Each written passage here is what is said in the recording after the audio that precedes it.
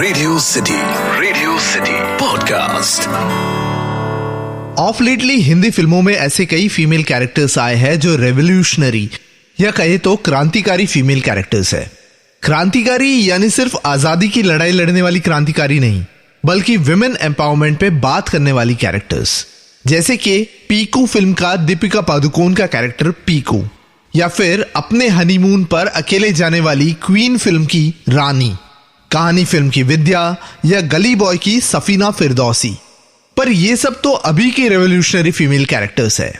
पर after mother India in 1957, 1965 में आई एक ऐसी फीमेल कैरेक्टर जिसने उस टाइम पर for a very different reason खलबली मचा दी।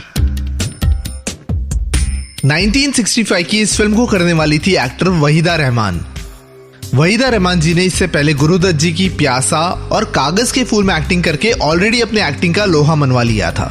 इसलिए जब इंडस्ट्री में लोगों को वहीदा रहमान जी के बारे में पता चला कि वो अपने आने वाली फिल्म में ये कैरेक्टर प्ले करने जा रही है, तो कई सारे प्रोड्यूसर्स ने उन्हें मना किया। एक्चुअली कई सारे प्रोड्यूसर्स को ये roll out and out negative लगा। कई इंडस्ट्री एक्सपर्ट्स और बाकी के इंडस्ट्री के कलीग्स ने वहीदा रहमान जी को ये तक कहा कि ये रोल अपने करियर के इस स्टेज पर करना बहुत ही बड़ी मिस्टेक होगी, क्योंकि देखा जाए तो 1965 के इंडिया के लिए लिव इन रिलेशनशिप एक टैबू, एक पाप था, और ये फीमेल कैरेक्टर उस फिल्म में मेन हीरो के साथ लिव इन रिलेशनशिप में रह रही थी। मैं बात कर रहा हूं 1965 में आई विजय आनंद की सुपर हिट फिल्म गाइड के वहीदा रहमान जी का कैरेक्टर रोजी की।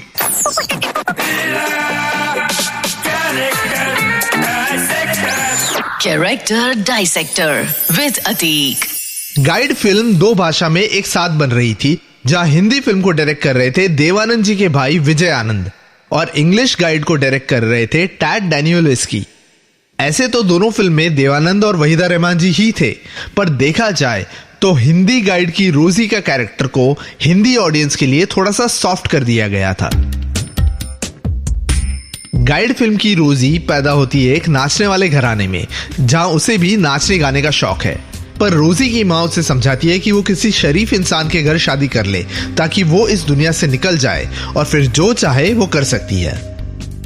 रोजी के लिए शादी एक तरह से देखा जाए तो एक एस्केप रूट था, ठीक उसी तरह से जिस तरह से गली बॉय की सफीना मुराद से शादी करना चाहती थी, ताकि मुराद उसे उस दुनिया से निकाल कर ले जाए।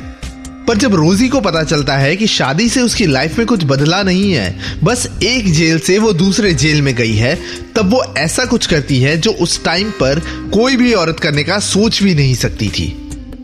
जब रोजी के हस्बैंड मार्को रोजी को अपनी जिंदगी से दूर जाने को कहते हैं, तो रोजी रोती गिड़गिड़ाती नहीं है, रादर वो बाजार जाती है, अपने लिए घुंघरू खरीदती है और वही घुंघरू पहनकर बाजार में चलकर जाती है। ये घुंघरू की आवाज अनाउंस करती है रोजी की फ्रीडम, रोजी की आजादी को। पर इस कैरेक्टर की सबसे ज्यादा शॉकिंग चीज अगर उस टाइम पर फिल्म व्यूअर्स को लगी हो, तो वो होगा रोजी का राजू गाइड के साथ लिव इन रिलेशनशिप में रहना। Live in relationship is very common these days. शुद्ध देसी रोमांस या सलाम नमस्ते जैसी फिल्में भी बन चुकी है, पर ये 1965 का इंडिया था, जहां live in relationship was considered to be a big no.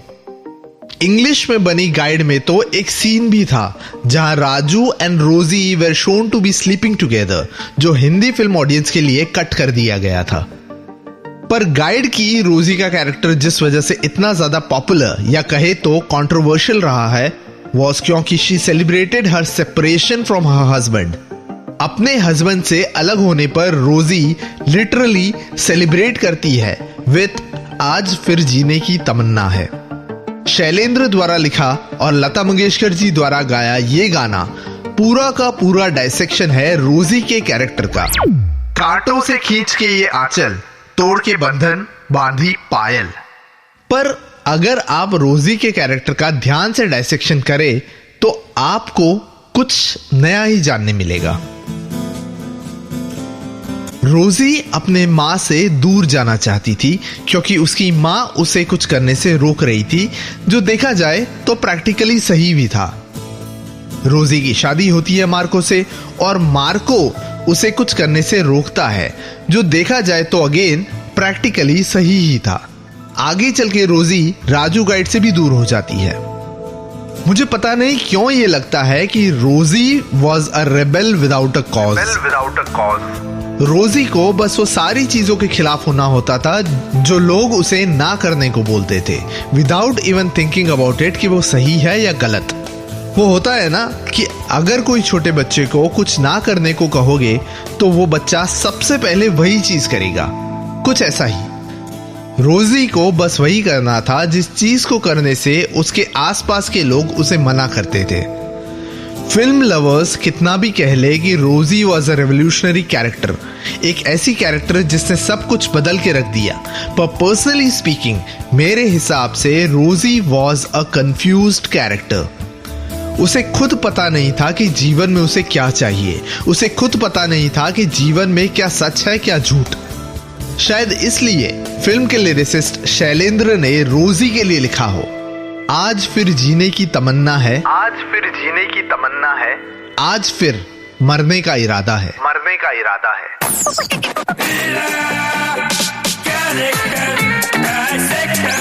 Character Dissector with Atik.